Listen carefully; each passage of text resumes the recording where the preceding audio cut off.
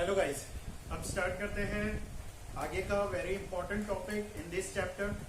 ये टॉपिक जो आज पढ़ने वाले अभी इस वीडियो में, ये पढ़े बिना आप बोल सकते हो कि आपका एडमिशन और रिटायरमेंट ऑफ डेथ का चैप्टर इनकम्प्लीट रहेगा। ये पढ़ोगे तो एडमिशन और रिटायरमेंट ऑफ डेथ का चैप्टर आप आगे कंटिन्यू कर पाओगे। तो इतना इंपॉर्टेंट टॉपिक है जो आगे के चैप्टर्स में भी कैरी फॉरवर्ड होने वाला है, वो है revaluation of assets and liability. Sir आप ये क्या बोल रहे हो? देखो बहुत सिंपल है, जब भी फॉर्म रिकॉन्स्टिट्यूट होगी यानी ओल्ड फॉर्म बंद न्यू फॉर्म शुरू, तो ओल्ड फॉर्म के बुक्स के अंदर जो असेट्स और लायबिलिटी की वैल्यू दिख रही है वो वैल्यूज को हम रीचेक करते हैं। हम देखते हैं कि जो हम बुक्स में कीमत बता रहे हैं हमारे असेट्स की, और जो हम बता रहे हैं बुक्स में कि हमें इसको इतना पेबल है, क्या एक्चुअल में अब इतना ही वर्थ है? क्या एक्चुअल में इतना ही पेबल है? क्या एक्चुअल में ये असेट्स का इतना वर्थ है? आप बोलोगे सर वर्थ नहीं होता तो बुक्स में क्यों दिखाते? देखो बेटा, काफी सारे असेट बुक्स के अंदर कॉस्ट माइनस डेप्रिसिएशन मेथड से रिकॉर्ड होते हैं, that is historical cost value से, कॉस्ट वैल्यू मेथड से रिकॉर्ड होता है as per the accounting principle. तो हम लोग क्या करते हैं, असेट लेते हैं, उसके अंदर हमारे हिसाब से एस्टिमेटेड डेप्रिसिएशन वैल्यू माइनस करते हैं, तो जो वैल्यू आती है वो बुक वैल्यू में कैरी फॉरवर्ड करते चलते हैं। लेकिन अब क्या हो रहा है, एक बुक्स यानी एक बिजनेस बंद और नया बिजनेस शुरू ऑन पेपर, तो हम जो नए बिजनेस के अंदर असेट्स और लायबिलिटी की वैल्यू बताना चाहते हैं ना, वो एक्चुअल में उतना वर्थ रखता है कि नहीं वो देखना चाहते हैं। तो हम क्या करते हैं कि असेट्स और लायबिलिटी की आपने भले ही बुक्स में जो भी वैल्यू बताई हो, हम ओल्ड बुक्स में ही वो असेट्स और लायबिलिटी की रिवाइज्ड वैल्यू या मार्केट वैल्यू ढूंढने का ट्राई करते हैं। अच्छा आप बोल रहे हो कि मशीन 1 लाख है बुक्स में, क्या एक्चुअल में वो मार्केट में भी वर्थ 1 लाख की है, 1 लाख से ज्यादा है कि 1 लाख से कम की वर्थ रख रही है? तो अगर 1 लाख से ज्यादा है तो हमें वैल्यू बढ़ानी पड़ेगी, अगर 1 लाख से कम है तो हमें वैल्यू कम करनी पड़ेगी। तो असेट्स की वैल्यू जब जब बढ़ेगी फायदे की बात है, असेट्स की वैल्यू जब जब कम हो जाएगी घाटे की बात है। वैसे ही लायबिलिटी हम बता रहे थे किसी को देने के 50,000, लेकिन वो बोल रहा है कंफर्म किया, नहीं भाई तुम तो इतना माल लेकर, हो सकता है हमने कुछ वाउचर वगैरह रिकॉर्ड करना भूल गए थे, जो भी था, तो हम लोगों ने एक्सपेंसेस कम बुक किए थे या लॉसेस कम बुक किए थे, अभी भी कुछ ज्यादा पेएबल आ रहा है, यानी अगर ज्यादा पेएबल आ गया है तो घाटा, अगर पेएबल कम आ रहा है तो फायदा। हम बता रहे थे 25, लेकिन वो बोलता है नहीं नहीं 22 की लायबिलिटी, 22 ही तो 3,000 नहीं चाहिए, तो 3,000 का फायदा हो गया। तो इस तरीके से असेट्स और लायबिलिटी को रीवैल्यू करने पे कुछ ना कुछ फायदा या नुकसान होता है। तो फायदा और नुकसान जो भी नेट इनकम या नेट लॉस निकल करके आएगा वो हम पार्टनर्स को ओल्ड रेशियो में डिस्ट्रीब्यूट कर देंगे। अरे सर ओल्ड रेशियो में क्यों? क्योंकि ये जो चेंजेस हम ला रहे हैं ना ओल्ड बुक्स में ला रहे हैं, क्योंकि न्यू बुक्स के अंदर जो असेट्स और लायबिलिटी दिखने चाहिए ना गाइस, वो रिवाइज्ड वैल्यू पे दिखने चाहिए, वो रियल वैल्यू पे दिखने चाहिए। तो हम न्यू बुक्स में जाकर के चेंजेस नहीं करेंगे, ओल्ड बुक्स में ही चेंजेस कर लेंगे। ओल्ड बुक्स में ही हमारी जितनी ही you can say not appropriate values है, सारे असेट्स और लायबिलिटी उसको अप्रोप्रिएट करेंगे, उसमें होने वाला फायदा और नुकसान हम ओल्ड पार्टनर्स को ओल्ड रेशियो में दे देंगे, यानी कि प्रॉफिट शेयरिंग रेशियो में चेंज लाने के पहले ये सारे ट्रांजैक्शंस का इफेक्ट दे दिया जाएगा। तो आओ देखते हैं, उसके ऊपर एक इलस्ट्रेशन बेस्ड है। अच्छा, तो ये जो फायदा और नुकसान बुक होएगा ना, तो वो कहां पे रिकॉर्ड होगा? उसके लिए हम एक रिवैल्यूएशन अकाउंट खोलेंगे, just like your profit and loss account. उसका एक और नाम है profit and loss adjustment account. कैसे होएगा? बेफिक्र हो, बहुत सिंपल है, खाली इलस्ट्रेशन शुरू करते हैं, देखो समझ में आ जाएगा। Anil, Manvi and Payal are the partners sharing profits and losses in the ratio of 5:3:2। Their balance sheet as at 31st March 2020 stood as, उस डेट पे बैलेंस शीट में फिगर्स बताए उन लोगों ने।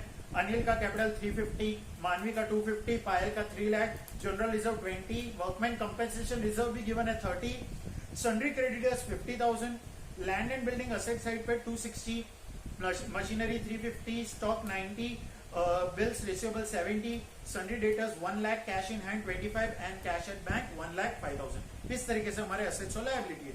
आगे देखो क्या लिखा है, they decided to share profits and losses in the ratio of 2:2:1 with effect from 2020, 1 April 2020।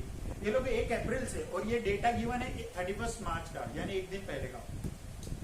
They agreed that the land and building, अब क्या बोला है देखो, ये लोगों ने ये सारे एडजस्टमेंट बताए, ये 7 एडजस्टमेंट्स है जो हमें असेट्स और लायबिलिटीज में करने हैं। उससे होगा या तो नेट इनकम या तो नेट लॉस। उसका कैसे ट्रीटमेंट होगा देखो, स्टेप बाय स्टेप मेरे साथ एक एक एडजस्टमेंट पढ़ेंगे और उसका इफेक्ट देते चलेंगे। नीचे देखो क्या बोला है, पहले वो पढ़ लेते हैं। Pass the journal entries and prepare the revaluation account. Revaluation account क्या होता है बाद में देखेंगे, पहले जर्नल एंट्री एक एक लॉजिकली एक एक एडजस्टमेंट्स का समझते हैं। पहला, land and building to be appreciated by 10%। हम बुक्स में लैंड एंड बिल्डिंग बता रहे हैं 2,60,000, जब उसकी मार्केट वैल्यू निकाली तो पता चला यार अपन ने 10% कम वैल्यू बुक कर रखी है, तो उसको एप्रिशिएट करो, उसको बढ़ाओ, 10% से असेट्स की वैल्यू बढ़ाओ। असेट की वैल्यू बढ़ना यानी फायदा के नुकसान, अच्छी बात है ना। असेट हम लोग 260 बता रहे थे, लेकिन 10% यानी कि 26,000 से उसकी वैल्यू बढ़नी चाहिए। तो देखो ये चीज ध्यान रखना हमेशा, ये कभी मत भूलना अकाउंटिंग में। आई होप आपको पता होगा, असेट जब जब इंक्रीज करना है, बढ़ाना है, तो हम डेबिट करेंगे असेट को, और एसेट को जब जब कम करना है, रिड्यूस करना है उसकी वैल्यू, तो हम असेट को क्या करेंगे, क्रेडिट करेंगे। ठीक है। और लायबिलिटीज में एग्जैक्टली अपोजिट हो जाता है गाइस। क्या हो जाता है, अगर लायबिलिटी बढ़ानी है तो हम क्या करेंगे, क्रेडिट यानी पेएबल बताएंगे, और लायबिलिटी कम करनी है तो हम क्या कर देंगे, डेबिट कर देंगे। ये चीज आपको ध्यान रखनी है बस, और ये सारी चीजें आपको आ जाएगी। देखो कैसे होगा, अच्छे से समझना। जर्नल एंट्रीज, सॉरी देखो जर्नल एंट्रीज पहली, land and building be appreciated by 10%। तो पहली जर्नल एंट्री क्या होगी, देखो लैंड एंड बिल्डिंग मतलब क्या, असेट, असेट की वैल्यू बढ़ानी है कम करनी है, सर बढ़ानी है, असेट की वैल्यू बढ़ानी है तो असेट को क्या करेंगे, डेबिट। सर असेट को डेबिट कर दो 26,000 से। ये क्या है, फायदा का नुकसान, फायदा। तो इनकम को क्या करते हैं, क्रेडिट। तो इनकम का हेड कौन सा खोल दिया हमने, यहाँ पे हम लोग क्या करते हैं, land and building account debit to PNL करते हैं, पीएनएल के क्रेडिट में ट्रांसफर करते हैं। हम पीएनएल अकाउंट नहीं बना रहे हैं, हम रिवैल्यूएशन अकाउंट बना रहे हैं। सर रिवैल्यूएशन नाम क्यों दिया, प्रॉफिट और लॉस नाम तब दिया जाएगा जब आप ट्रेडिंग कर रहे हो, जब आप बिजनेस कर रहे हो। ये हम बिजनेस नहीं कर रहे हैं, ये हम हमारे असेट्स और लायबिलिटीज की वैल्यू को रीवैल्यू करके देख रहे हैं कि फायदा या नुकसान हो रहा है कि नहीं। इसीलिए जो लेजर बनाया जाता है पीएनएल अकाउंट के जगह पे, उसको बोला जाता है रीवैल्यूएशन अकाउंट। ठीक है, असेट्स और लायबिलिटी को रीवैल्यू करना, असेट को रीवैल्यू करना और लायबिलिटी को रीअसेस करना, रीचेक करना कि उतनी ही लायबिलिटी है कि बढ़ गई कि कम हो गई। समझ में आ रहा है। उसके रिलेटेड प्रॉफिट और लॉस कहां ट्रांसफर हो जाएगा, रीवैल्यूएशन अकाउंट में। तो क्या हो गया, land and building account debit to revaluation. Income, income क्या हो जाएगी, क्रेडिट हो जाएगी। एक तरीके से नॉमिनल अकाउंट है। क्या अकाउंट है, nominal account. Nominal account credit all incomes and gains and debit all expenses and losses. भूलना मत, 11th में पढ़ा है। चलो नेक्स्ट एडजस्टमेंट, मशीनरी भी रिड्यूस बाय 15%। हमने मशीन की वैल्यू बता रखी है 3,50,000। हम ये बोल रहे हैं वैल्यूएशन करने पे पता चला कि मशीन की वैल्यू तो रिड्यूस करनी चाहिए 15% से, हमने ज्यादा बता रखी है, तो अब कम करना है। मशीन की वैल्यू कम करना, अच्छी बात की बुरी बात, बुरी बात लॉस हो जाएगा। और दूसरा, असेट की वैल्यू बढ़ानी है कि कम करनी है, तो असेट को क्या करेंगे, क्रेडिट करेंगे। तो देखो next journal entry, machinery account को क्रेडिट कर दिया और लॉस बुक कर लिया, यानी रिवैल्यूएशन अकाउंट को डेबिट कर दिया। Debit all expenses and losses. जब जब लॉसेस होंगे हमारे, एक तरीके से असेट्स की वैल्यू गिरना ही अपने लिए लॉस है। लॉस हो गया ना, देखो ना, मशीन हम बता रहे थे 350 की, लेकिन कितने का लॉस है, 52,500। ये 52,500 कैसे आया सर, 3,50,000 का 15/100 करोगे, 15% निकालोगे तो 52,500। अमाउंट इतना फोकस मत करो, कैलकुलेशन वगैरह लॉजिक समझ लो, जर्नल एंट्रीज समझ में आ रहा है। ठीक, आगे देखो, stock to be increase by 1 lakh, increase to 1 lakh. Stock की वैल्यू कितनी है, देखो जरा, बैलेंस शीट में स्टॉक है 90,000। उन लोगों ने इंग्लिश में बोला stock to be increase to 1 lakh. आप 90 बता रहे हो, लेकिन उसको इंक्रीज कर दो 1 लाख तक, यानी कि 10,000 से स्टॉक की वैल्यू बढ़ानी है। स्टॉक क्या है हमारा, असेट। असेट की वैल्यू बढ़ानी है तो क्या करेंगे, डेबिट। तो हम क्या करेंगे, स्टॉक को डेबिट। और असेट की वैल्यू बढ़ना यानी अच्छी बात की बुरी बात, स्टॉक की वैल्यू बढ़ना। स्टॉक हम बता रहे थे खाली 90,000 का स्टॉक है, लेकिन एक्चुअल में उसके वर्थ 1 लाख निकल करके आगे मार्केट वैल्यू, तो हम लोग क्या करेंगे, 10,000 से उसकी वैल्यू बढ़ा देंगे। तो रिवैल्यूएशन अकाउंट क्या हो जाएगा, इनकम, यानी कि क्रेडिट कर देंगे। समझ में आ रहा है, क्रेडिट और incomes and gains. Next, provision for doubtful debt to be created at 5% on debtors. हमें डेटर्स यानी कि हमारे डेटर्स से हमें 1 लाख रुपया रिसीवेबल है, हम ये 1 लाख रुपया रिसीवेबल बता रहे हैं। मार्केट में क्रेडिट में माल बेचा होगा तो डेटर्स कितने अपने, सन्ड्री डेटर्स 1 लाख, उसमें हमें लग रहा है 5% डाउटफुल है। अब डाउटफुल मतलब क्या, 1 लाख में से 5% यानी 5,000 आना, रियलाइज होना डाउटफुल लग रहा है। अच्छी बात की बुरी बात? बुरी बात है सर, नेचुरली। और प्रोविजन क्रिएट करना है, प्रोविजन रिजर्व्स कभी भी क्रिएट करते हैं तो याद रखो अकाउंटिंग कंसेप्ट क्या था, वो क्रेडिट में जाता है। तो प्रोविजन क्रिएट करना क्रेडिट हो जाएगा, और ये अपने लिए लॉसेस है कि इनकम है? लॉसेस है। एक तरीके से हम लोग लॉस, फ्यूचर में होने वाले लॉस को आज ही रिकॉग्नाइज कर दें। तो एंट्री क्या हो जाएगी? Revaluation account debit to provision for doubtful debt. कितना? 5,000। सर 5,000 कहां से है? 1 लाख पे 5% doubtful debt. Next, a creditor of 5,000 is not to claim the dues. उसका मतलब मेरा कोई सप्लायर है, कोई क्रेडिटर है, वो 5,000 का क्लेम, ड्यूज क्लेम नहीं करने वाला है, ड्यूज क्लेम नहीं करने वाला है। मतलब मुझे किसी को मैं 25,000 पेबल बता रहा था, वो बोलता है नहीं नहीं 20,000 ही दे, 5,000 माफ। और मेरे लिए तो अच्छी बात हो गई, तो अच्छी बात है, तो रिवैल्यूएशन क्या हो जाएगा? क्रेडिट हो जाएगा। और लायबिलिटी बढ़ानी है कि घटानी है? देखो, लायबिलिटी बढ़ानी है 5,000 से कि कम करनी है? कम करनी है। कम करनी है तो क्या करेंगे? डेबिट। तो क्रेडिटर्स को क्या करना है गाइस? डेबिट। कितना से? 5,000 से। और रिवैल्यूएशन यानी इनकम हो जाएगी। क्लेम हमें पे नहीं करना है तो हमारे लिए तो अच्छी बात, तो रिवैल्यूएशन अकाउंट क्या हो जाएगा? क्रेडिट। कितने से गाइस? 5,000 से। आगे देखो, A claim on account of workman compensation is 10,000। ऊपर देखो वर्कमैन कंपेंसेशन का रिजर्व कितना है? 30,000 का रिजर्व है सर। ठीक है, हम लोगों ने पहले से पिकी बैंक में 30,000 वर्कमैन कंपेंसेशन रिजर्व से डाल रखे। ठीक, प्रॉफिट्स रोक दिए थे बेचारे पार्टनर के, और रिजर्व्स में हम लोगों ने पैसा डाल दिया था। प्रॉफिट डिस्ट्रीब्यूट नहीं किया उतना 30,000 से, और रिजर्व्स में पैसे पड़े। लेकिन क्लेम कितना आया मार्केट से, सॉरी एम्प्लॉइज से, कि भाई ये हाथ में लग गई, ये हो गया, वो हो गया, ठीक है, उसके वजह से या स्ट्राइक आउट हो गया, उसके वजह से क्लेम पे करना आया। तो कितना पे करना आ रहा है? खाली 10,000। एम्प्लॉइज डिमांड कर रहे हैं 10,000। देखो, वर्कमैन कंपेंसेशन रिजर्व तो पूरा कैंसिल करना पड़ेगा at the time of reconstitution. क्या करेंगे? क्लेम कितना बताएंगे, लायबिलिटी कितनी बुक करेंगे? 10,000 की। तो बाकी का 20,000 क्या करेंगे? पार्टनर्स को डिस्ट्रीब्यूट कर देंगे इन ओल्ड रेशियो। यानी 20,000 को कैसे डिस्ट्रीब्यूट कर देंगे? 5:3:2 में। तो 5:3:2 में 20,000 डिस्ट्रीब्यूट हो जाएगा। समझ में आ रहा है गाइस? यहाँ पे आपको ये हो गया वर्कमैन कंपेंसेशन रिजर्व का भी एडजस्टमेंट। इसमें रिवैल्यूएशन नहीं आएगा? नहीं आएगा। क्यों? क्योंकि रिजर्व में से क्लेम गया, जो बच गया वो क्या करेंगे? डायरेक्टली पार्टनर्स को। रिजर्व ही है ना, ऑलरेडी इनकम है, रिकॉग्नाइज्ड है, पता है इनकम है। और इनफैक्ट ये इनकम नहीं, ये तो प्रॉफिट रोका था। इनफैक्ट ये प्रॉफिट बांटना था, बांटा ही नहीं था, तो अब बांट दिया। सर रिवैल्यूएशन में नहीं डालना है? नहीं डालना है, डायरेक्टली पार्टनर्स को अभी दे दो। समझ में आ रहा है? याद रखना, आपको एक चीज बता दो, कभी भी रिजर्व्स को, रिजर्व्स के एडजस्टमेंट्स को, ओके, और गुडविल के एडजस्टमेंट्स को, जैसे प्रीमियम फॉर गुडविल हो गया, ठीक है, गुडविल अगर बुक्स में उसको राइट ऑफ करना हो गया, ये जितने ही ट्रांजैक्शन है ना रिजर्व्स और गुडविल के, ये कभी भी रिवैल्यूएशन अकाउंट के थ्रू मत करना, डायरेक्टली पार्टनर्स कैपिटल अकाउंट में या तो डेबिट या तो क्रेडिट कर लेना। इसको रिवैल्यूएशन में मत लेकर के जाना। रिवैल्यूएशन में क्या जाएगा? खाली आपके असेट्स और लायबिलिटीज का रिवैल्यूएशन और रीअसेसमेंट जाएगा। समझ में आ रहा है आप लोगों को? ठीक है, कभी भी रिजर्व्स और गुडविल को मत लेकर के जाना, ये डायरेक्टली पार्टनर्स कैपिटल में एडजस्ट करना है। ठीक है, ये कुछ भी रिवैल्यू कर रहे थे क्या? नहीं, ये तो रिजर्व्स था, क्लेम आगे दे दिया और बाकी का पार्टनर को दे दिया। इसमें क्या रिवैल्यू किया या रीअसेस किया? कुछ भी नहीं किया। समझ में आ रहा है? ठीक, चलो आगे।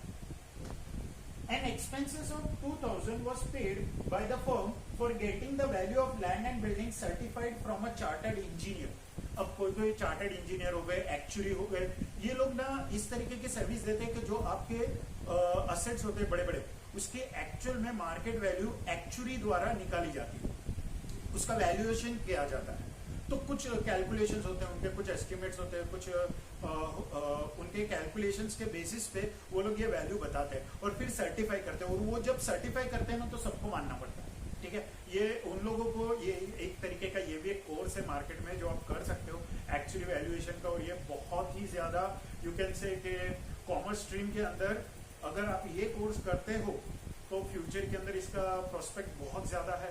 बड़ी बड़ी कंपनी, मल्टीनेशनल कंपनीज आपको कंसल्ट करेगी। तो ठीक है, कोई और टॉपिक में कभी इसके ऊपर भी एक वीडियो बना दूंगा। ठीक है, चलो अभी तो यहाँ पे ये क्या बोल रहे हैं कि ये सर्टिफाइड इंजीनियर द्वारा 2,000 की फीस उसने चार्ज की कि भाई आप मुझसे लैंड एंड बिल्डिंग जो भी असेट्स लायबिलिटी उसकी वैल्यूएशन करवा रहे हो असेट्स की, उसकी मेरी फीस हो जाएगी 2,000 रुपए। तो फर्म को वो पे करना पड़ा। ठीक है, तो फर्म ने पे किया। फर्म का इनकम के एक्सपेंस एक्सपेंस, तो क्या हो जाएगा revaluation account debit to cash, pay करना पड़ा ना, cash is going out debit sorry credit, कितना 2000, ठीक, ये हो गया। अब क्या बचा, बैलेंस शीट में आओ। बैलेंस शीट में देखो आपको एक जनरल रिजर्व दिख रहा होगा 20,000, इसका एडजस्टमेंट्स कभी नहीं बोलेंगे, खाली जनरल रिजर्व दे दिया होगा। जब भी जनरल रिजर्व बैलेंस शीट में देखे क्या करना होता है, जनरल रिजर्व को ट्रांसफर कर देना होता है। इसके पहले वाली वीडियो में था, बोला था कि जनरल रिजर्व को ट्रांसफर मत करो, अगली बुक्स में कैरी फॉरवर्ड करो। इधर ऐसा कुछ भी नहीं बोला है। अगर कैरी फॉरवर्ड का बोलते हैं तो क्या करते हैं हम लोग, gaining partner will give to sacrificing partner, ये भूल मत जाना। जनरल रिजर्व की वैल्यू लेते 20,000, उस पर गेनिंग और सैक्रिफाइसिंग रेशियो पहले निकालते, फिर गेनिंग वैल्यू, गेनिंग रेशियो या सैक्रिफाइसिंग रेशियो चिपकाते, जो वैल्यू आती वो gaining partner debit to sacrificing partner, ऐसे जर्नल एंट्री बनती, जनरल रिजर्व डेबिट नहीं होता। यहाँ पे ऐसा कुछ भी नहीं बोला है, तो सिंपल जनरल रिजर्व को क्या कर देंगे, ओल्ड बुक्स में ही बंद कर देंगे, और वो जो रिजर्व्स का पैसा है ट्रांसफर कर देंगे पार्टनर्स को in their old profit sharing ratio. 20,000 को 5:3:2 में डिस्ट्रीब्यूट कर दिया। समझ में आया? ये हो गए सारे एडजस्टमेंट्स, और कुछ भी एडजस्टमेंट्स नहीं। अब करना क्या है सर, बचा हमारा रिवैल्यूएशन। अब बोले सर अब क्या करना है, देखो एक जर्नल एंट्री और बचती है, ये क्या है मैं बताता हूँ। आप क्या करो, ये जो जर्नल एंट्री पास की, इसके बेसिस पे रिवैल्यूएशन अकाउंट का लेजर देखो, दिमाग लगाओ। पहली जर्नल एंट्री में आपने क्या किया, रिवैल्यूएशन अकाउंट को क्रेडिट, तो क्रेडिट में लिखोगे आप 26,000, ठीक है, देखो ना, रिवैल्यूएशन अकाउंट को क्रेडिट कर रहे हो 26,000 से 26,000, किस वजह से 26,000 क्रेडिट हो रहा है, बाय लैंड एंड बिल्डिंग, तो लैंड एंड बिल्डिंग की वजह से 26,000 क्रेडिट हुआ। फिर क्या है नेक्स्ट, रिवैल्यूएशन अकाउंट डेबिट, तो रिवैल्यूएशन अकाउंट के डेबिट में 52,500 आप लिखोगे टू मशीनरी, किस वजह से हुआ, टू मशीनरी, जो भी उसके सामने होता है उसको इधर लिखना होता है। ये 11th में देखा ना, journal to ledger posting, I hope इतना आता है, ठीक, चलो।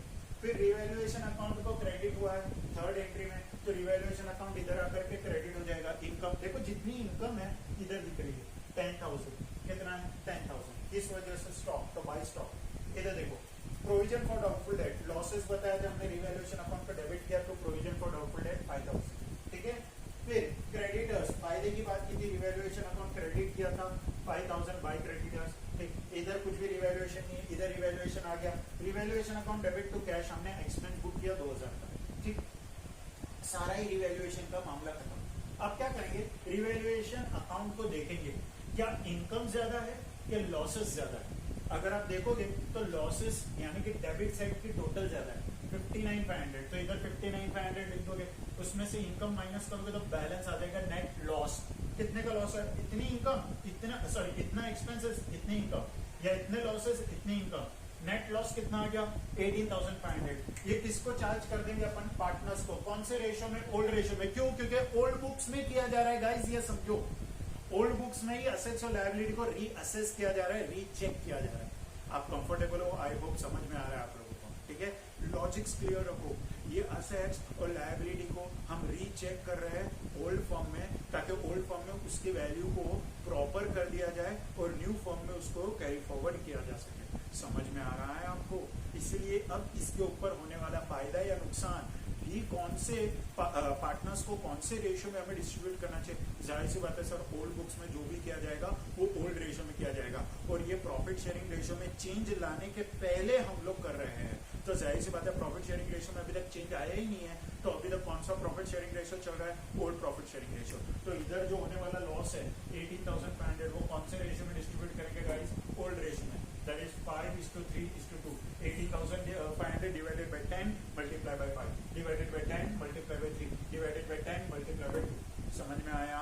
तो इसके एक लास्ट जर्नल एंट्री बचती है, देखो रिवैल्यूएशन अकाउंट क्रेडिट हो रहा है तो पार्टनर्स अकाउंट डेबिट हुए होंगे, तो A's account debit, M's account debit, P's account debit to revaluation account. कैसा, 9250 5550 3750, इधर से गई। समझ में आया? सारे ही जर्नल एंट्री के नरेशन लिखना जरूरी है, नरेशन नहीं लिखोगे स्टैंडर्ड डिडक्शन हो जाएगा 25% का, ठीक है, मार्क्स में से।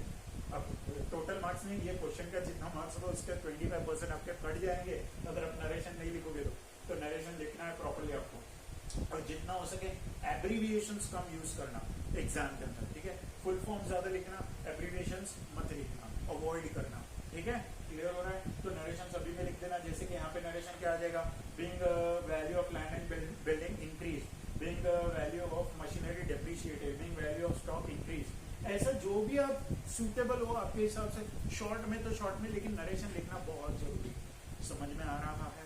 पक्का क्लियर हो रहा है दोस्तों? तो ये आई होप आप लोगों को ये टॉपिक